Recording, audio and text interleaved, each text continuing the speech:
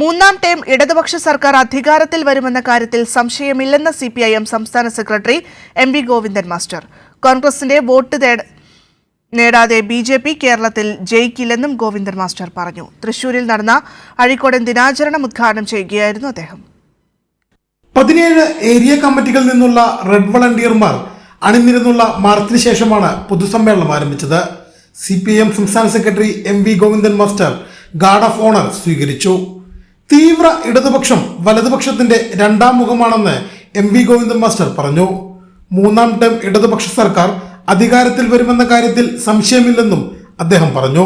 ഇടതുപക്ഷ ജനാധിപത്യ മുന്നണിക്ക് അതിന്റെ രണ്ടാം ടേം പൂർത്തിയാക്കി മൂന്നാം ടേമിലേക്ക് കടക്കാനാവുമെന്ന കാര്യത്തിൽ യാതൊരു സംശയവും ഉണ്ടാവേണ്ടതില്ല.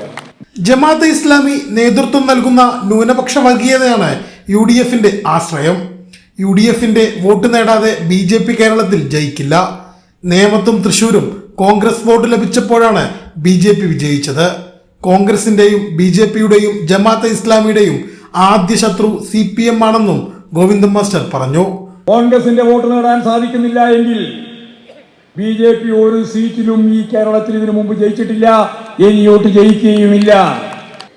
കോൺഗ്രസിന്റെ വോട്ട് BJPക്ക് അനുകൂലമായിട്ട് മാറിയപ്പോഴാണ് ഇവിടെ അക്കൗണ്ട് തുടങ്ങാൻ അസംബ്ലിയിലും പാർലമെന്റിലും BJPക്ക് സാധിച്ചത്.